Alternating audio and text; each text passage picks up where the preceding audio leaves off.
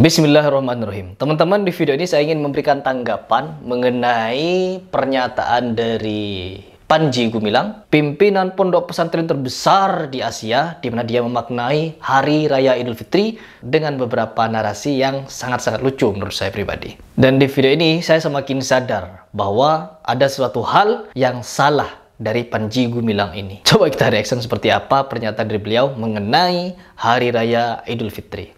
Apa artinya Idul Fitri? Kita ucapkan Ya, selamat Hari Raya Idul Fitri. selamat. Taqabbalallahu minna wa minkum. Semoga ibadat kita diterima oleh Allah Subhanahu wa taala. Amin. Dan Idul Fitri adalah hari raya Ya, untuk makan-makan. makan-makan. Setelah 1 bulan suntuk, kita menahan makan di pagi hari, siang.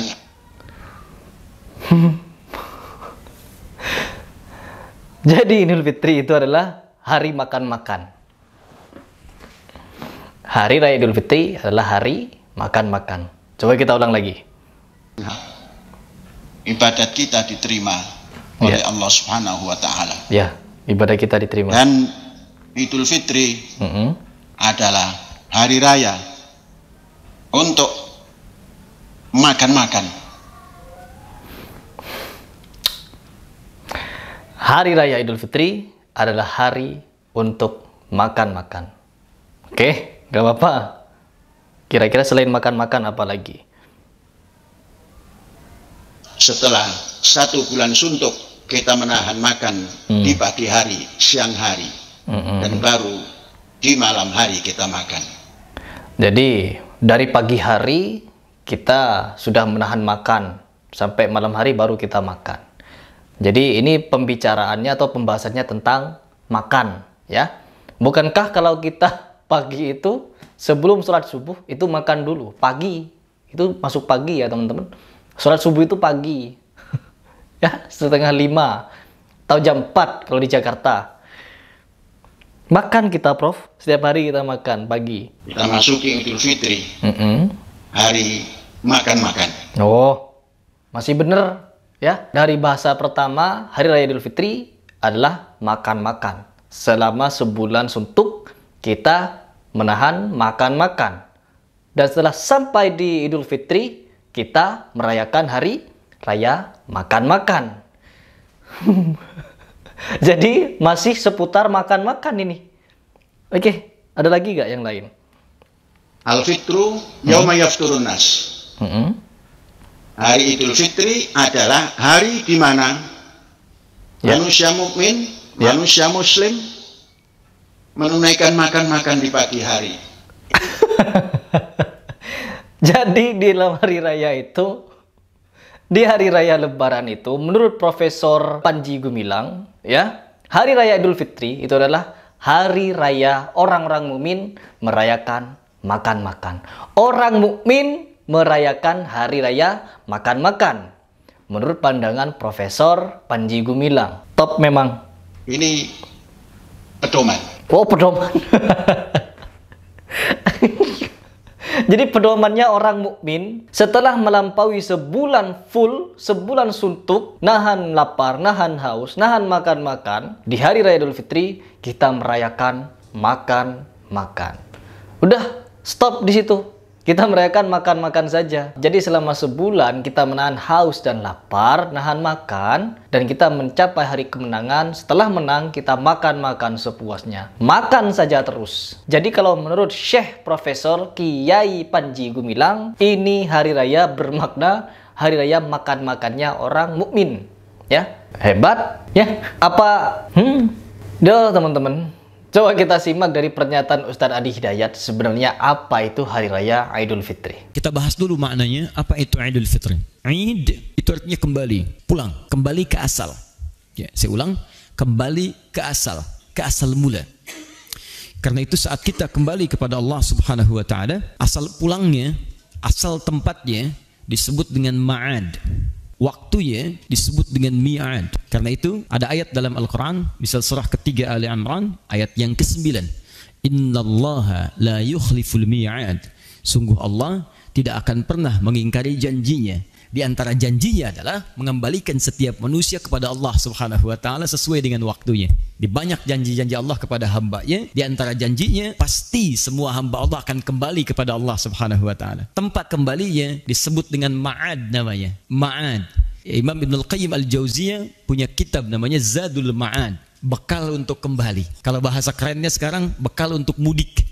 Kalau antum sekarang sedang persiapan mudik, ingat, mudik dalam pengertian kita nanti akan terbagi pada dua bagian. Mudik pada kampung halaman di dunia, mudik pada kampung halaman di akhirat kelak. Hati-hati, kalau mudik dalam urusan dunia saja, Anda begitu persiapkan luar biasa. Bahkan kami pernah mengecek tiket kereta api saja, itu sebelum Ramadan, sebulan sebelum Ramadan, sudah habis, sudah bayangkan. Sebulan sebelum Ramadan. Dan luar biasanya, bulan Ramadan itu disiapkan mencari bekal untuk mudik dengan persiapan tiket yang sudah ada. Di Ramadannya mencari bekal untuk mudik dan ditata tuh 10 hari pertama sekian, 20 hari pertama sekian. Tanggal pulangnya udah ditentukan. Ya, seminggu sebelum Ramadan, sebelum Lebaran pulang. Sepekan tuh udah disiapkan. Bahkan motornya udah ditata gitu kan. Baik sebagian mulai diperluas lagi. Ada yang ditambah pelepah pisang ujungnya gitu kan. Ada yang ditulisin, ada yang macam-macam, diboncengin, segala rupa dimasukin. Saya sering katakan, motornya kadang-kadang bebek tapi bekalnya singa gitu kan. Wah, naik 1 2 3 dan seterusnya.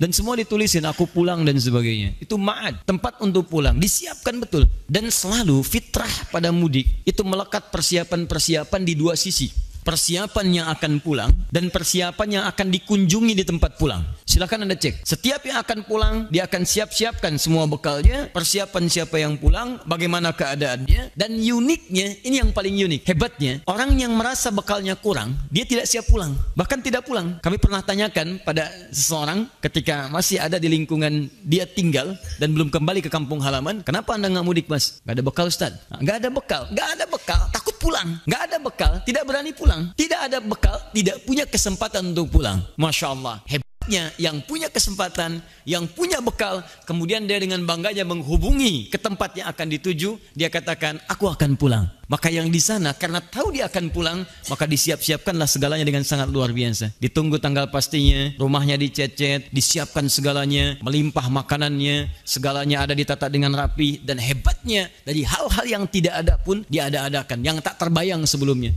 Silahkan cek jenis-jenis makanan, makanan kering, makanan basah, makanan yang berbeda antara isi dengan luarnya, kan? Ya lutur, luarnya kongguan, dalamnya rangginang, kan? Wah, ada macam-macam lah. Itu pun juga, ya keluarganya beda-beda, ya di kongguan ada ibu dengan beberapa anaknya, suaminya nggak ada, kan? Ditemukan di kaleng yang lainnya, macam-macam lah. Kaleng itu kumpul, ya ada kaleng macam-macam lah ya. Allahu Akbar. Itu mudik dunia. Nah sekarang persoalannya ada mudik yang kedua, dan mudik ini sifatnya abadi, dan tidak sedikit orang yang berharap mudik sampai ke tempat dunia, ternyata dia lebih pulang duluan ke tempat akhiratnya. Dan celakanya, ini yang paling bahaya, dia menyiapkan bekal dunianya dengan maksimal saat akan mudik dunia, tapi dia tidak menduga bahwa bekal persiapan ke akhiratnya tidak dia siapkan dengan baik, dan ternyata mudik akhiratnya lebih cepat dibandingkan dengan mudik dunianya. Maka pulanglah dia ke akhirat tanpa membawa bekal-bekal yang telah dia siapkan, fokusnya untuk urusan dunianya itu.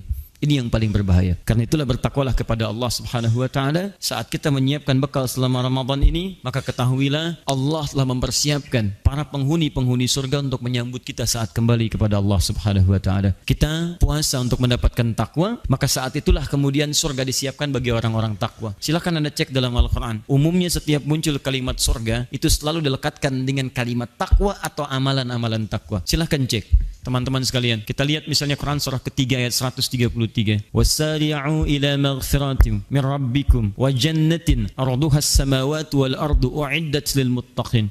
Bersegera Anda introspeksi diri, bermuhasabah, istighfar, dan berharaplah Anda mendapatkan surga. Bisa masuk ke surga yang luasnya seluas langit dan bumi. Kami siapkan untuk orang takwa.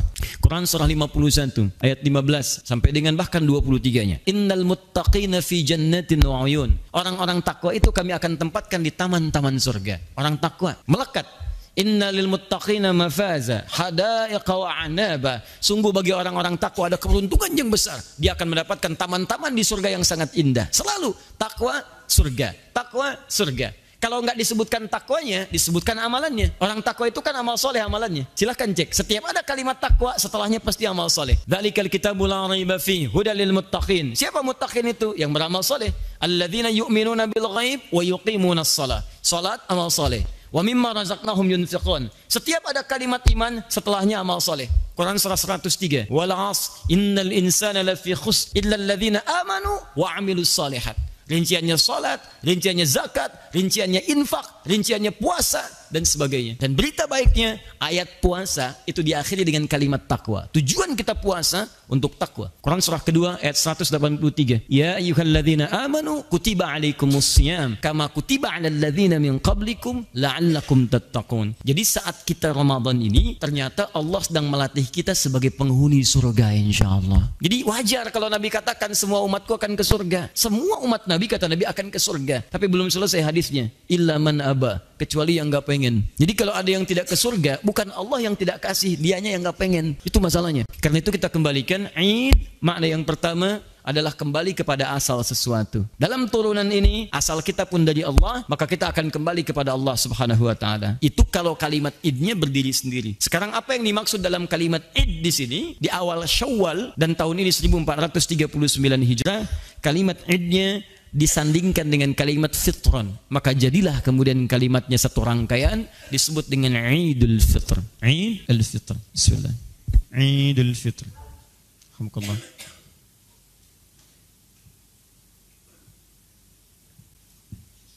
Id ini asal mula atau asal kebiasaan, asal mula atau asal kebiasaan.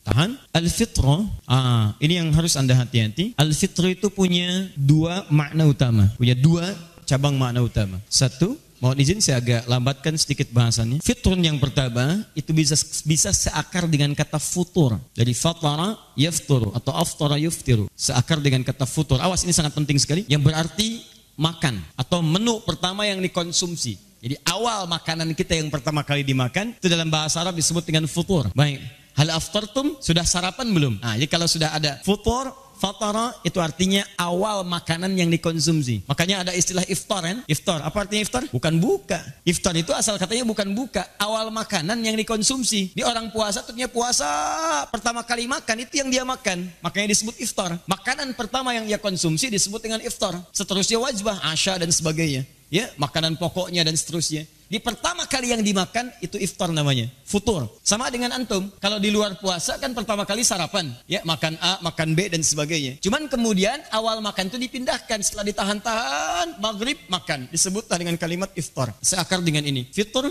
dari kata futur. Disebut Idul Fitri dari kata futur, asal yang pertama, seakan memberikan makna kepada kita saat masuk pada momentum ini di 1 Syawal, maka kita akan kembali lagi ke kebiasaan awal mula kita, yaitu boleh makan lagi. Jelas ya? Jadi yang tadinya dalam Ramadan gak boleh makan, sama seperti sekarang nih, gak bisa seseorang saat Ramadan kemudian setelah fajar muncul adzan dikumandangkan, dia makan, tahan sampai dengan maghrib. Tapi begitu selesai maghrib, Allahu Akbar, Allahu Akbar, Allahu Akbar, Allahu Akbar, Allahu Akbar, takbir sepenuhnya, malamnya makan, minum, nyaman dan seterusnya, masuklah 1 Syawal.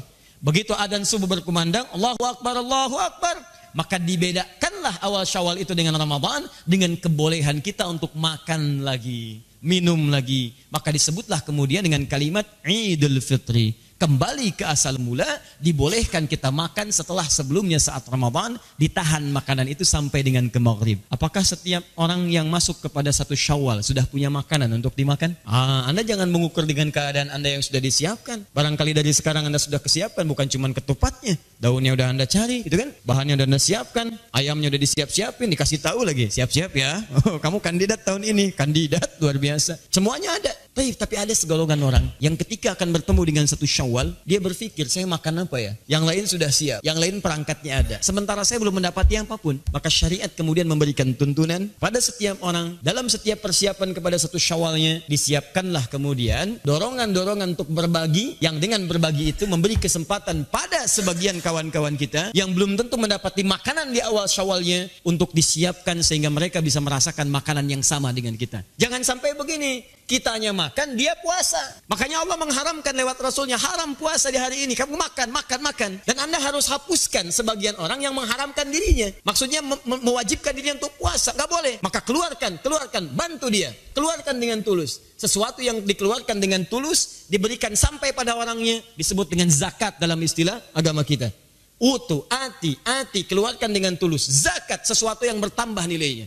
Ya, az-zakat fil lugha, zakat dalam pengertian bahasa itu bisa berarti sesuatu yang bertambah, sesuatu yang berkah, sesuatu yang berkembang. Seakan Allah ingin katakan, "Hei, ayo tambah lagi manfaatnya. Berikan berkah pada hartamu. Bagi orang yang belum bisa mendapatkan makanan pada awal Syawal, maka kita keluarkanlah saat akhir-akhir Ramadan apa yang disebut dengan zakatul fitri namanya. Nih, zakat fitri dari kata futur, maka bentuk yang diberikan dari zakat fitri itu sifatnya makanan.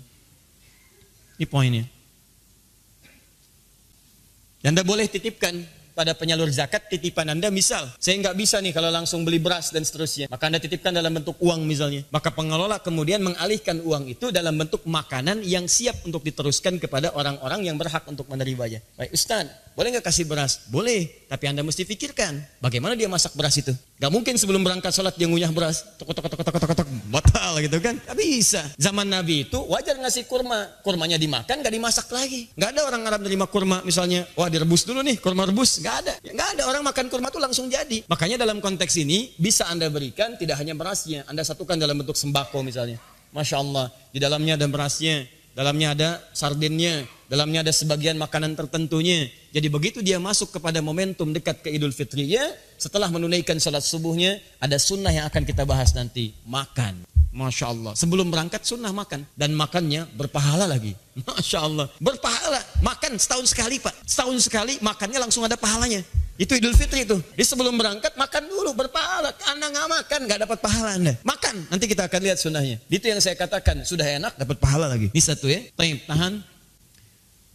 Saya agak pelan-pelan. Jadi kalau saya lebih mengarahkan zakat fitri itu, kalimatnya menggunakan fitri diarahkan kepada bentuk makanan. Walaupun dititipkan dalam bentuk uang, tetap kemudian dialih fungsikan kepada makanan. Karena pokok esensi dari zakat fitri itu memberikan makan. Ingat, bukan bekal yang lain. Kalau yang lain silakan titipkan lewat infak, zakat mal. Boleh. Jadi nanti zakat mal satukan dengan misalnya sembakonya, kemudian berikan kepada yang berhak. Jadi dia punya untuk makanannya, punya untuk yang lainnya juga. Tapi jangan menukarkan fungsinya. Hati-hati. Ya, hati-hati. Anda kasihkan uang, dia belikan rokok nanti. Ya? Atau beli pulsa. Gak apa-apa Ustaz, 8 gak ada masalah. Yang penting pulsa ada. Allahu Akbar. Hari ini, handsome tidak penting. Yang penting handphone. Nah, itu yang repot. Catat. 2. Fitri juga bisa seakar dengan kata fitrah. Fitratun. Fitrah. Saya agak pelan-pelan ya. Fitri juga seakar dengan kata fitrah. Atau apa itu fitrah? Fitrah itu punya dua arti. Dan ini esensi yang paling utama yang akan kita coba uraikan. Dan ini sangat erat kaitannya dengan Ramadan. Kalau yang tadi aspek fisikal, jadi secara fisik kita kembali makan. Ini yang kedua yang metafisik. Dan ini yang sebetulnya lebih dituntut dalam keadaan kita saat latihan Ramadan. Fitrah itu punya dua arti. Pertama, jika disebutkan fitrah, artinya sifat cenderung mendekat kepada Allah. Kalau dalam konteks beragama, fitrah itu dorongan kuat untuk menegakkan nilai-nilai syariat, nilai agama. Karena cara kita untuk mendekat kepada Allah, yaitu dengan bersyariat. Salat itu syariat, baca Quran itu syariat, infak itu syariat. Jadi kalau orang ingin dekat dengan Allah, kerjakan nilai-nilai syariat. Rajin salat, rajin infak, rajin baca Al-Quran. Maka muncullah kemudian keterangan di Quran surah ke-30 Ar-Rum ayat yang ke-30. Perhatikan ayatnya. Fa'aqim wajhaka lid-dini hanifa. Fa'aqim wajhaka lid-dini hanifa. Perhatikan baik-baik. Kalimat awal ayat ini dibuka dengan huruf fa. Sesuatu yang menunjuk dengan cepat. Makna cepat. Harfu atfid rabitin baina syai'aini bila hudud. Huruf yang merangkai dari dua peristiwa yang dikerjakan dengan cepat tanpa jeda. Fa'aqim wajhaka. Hei orang-orang yang sudah terlibat dalam kehidupan dunia. Aqim wajhaka lid-dini hanifa. Hadapkan sepenuhnya dirimu pada ketentuan agamamu dengan cara yang benar. Din. Awas tahan. Fitratallahi allati fataran nasa 'alaiha. Teruskan ayatnya. Fitratallahi allati fataran nasa 'alaiha. Itulah fitrah yang telah Allah tetapkan bagi setiap manusia, bagi semua manusia. Itulah fitrah yang telah Allah tetapkan bagi seluruh manusia. Jadi semua manusia itu, mau besar, mau kecil, mau tua, mau muda, mau laki-laki, mau perempuan, dalam jiwanya ada kecenderungan untuk mendekat kepada Tuhan. Dalam dirinya ada kecenderungan untuk mendekat kepada Allah Subhanahu wa taala. Dia mencari jalan. Bagaimana cara mendekat kepada Allah? Kata Allah, jalan satu-satunya Anda tunaikan ketentuan ad-din. Itulah fitrah. Tegakkan ketentuan-ketentuan dalam agama. Apa yang disebut dengan ad-din ditafsir di Quran surah ketiga Ali Imran ayat ke-19.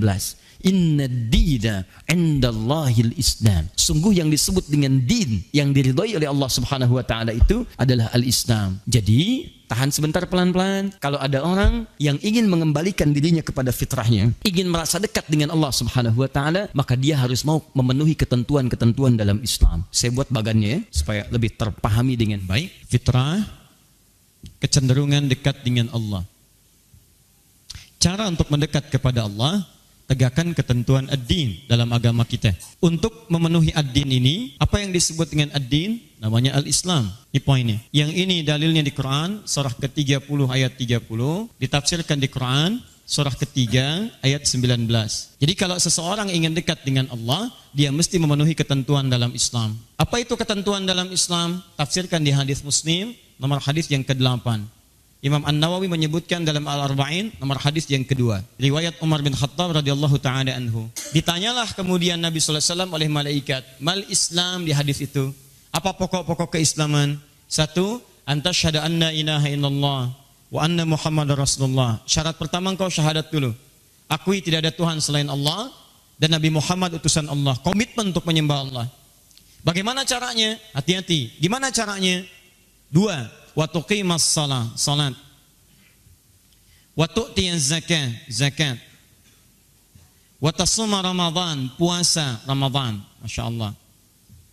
Kemudian yang terakhir, wa tahujjal baita in istata'ta ilaihi sabila. Kamu tunaikan haji plus umrahnya dan siapkan diri untuk mampu menunaikan itu. Berdoa kepada Allah Subhanahu wa taala. Baik dalam keadaan lampu nyala, lampu gelap, gitu kan? Mohon kepada Allah Subhanahu wa taala. Minimal nyala dia, kan? Naik sini. Fokus. Jadi kalau Anda ingin dekat dengan Allah Subhanahu wa taala, Anda tunaikan ketentuan-ketentuan dalam Islam. Apa di antaranya? Ini yang pokok. Ada salat, ada zakat, ada puasa, ada kemudian haji, umrah dan turunan-turunan lainnya. Jadi ketika Anda diperintahkan untuk mengerjakan ibadah-ibadah ini teman-teman sekalian, maka sesungguhnya ibadah ini mampu mengantarkan kita dekat dengan Allah Subhanahu wa taala. Kedekatan kita dengan Allah itulah yang disebut dengan fitrah. Nah, apa kaitan dengan Ramadan?